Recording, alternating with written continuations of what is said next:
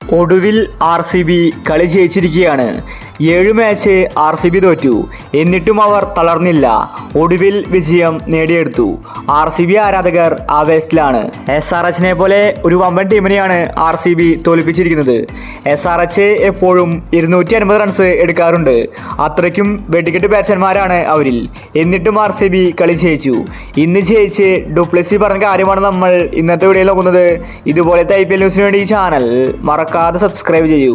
കളി ജയിച്ച് ഡുപ്ലസി പറഞ്ഞത് ഇങ്ങനെയായിരുന്നു: എനിക്കിപ്പോൾ സന്തോഷം തോന്നുന്നുണ്ട്. കുറെ മാച്ചായിട്ട് ഞങ്ങൾ തോൽക്കുന്നുണ്ടായിരുന്നു. ഞങ്ങൾ വലിയ സമ്മർദ്ദത്തിലായിരുന്നു. ഒരു കളിയെങ്കിലും ഞങ്ങൾക്ക് ജയിക്കണം.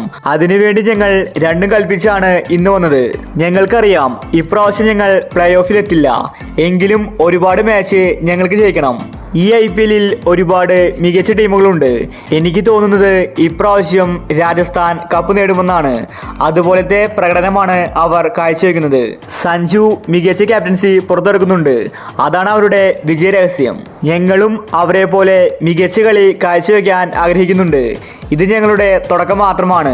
വരുന്ന മാച്ചിൽ ഇതിനേക്കാൾ മികച്ച രീതിയിൽ കളിക്കുമെന്ന് ഡുപ്ലസി വ്യക്തമാക്കി.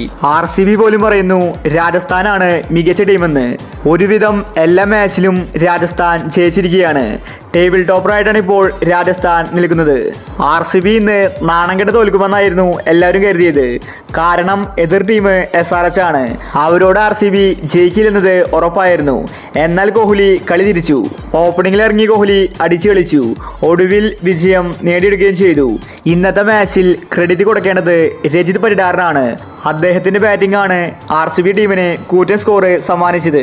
ഇന്നത്തേത് RCB ടീമിന് ഒരു ആശ്വാസ വിജയമാണ്. കളി ജയിച്ചിട്ടും ഇനി അവർക്ക് യാതൊരു ഗുണവുമില്ല. അവരിനി പ്ലേ ഓഫിലെത്തില്ല. അപ്പോൾ ഇതുപോലത്തെ IPL ന്യൂസിന് വേണ്ടി ഈ ചാനൽ മറക്കാതെ സബ്സ്ക്രൈബ് ചെയ്യൂ.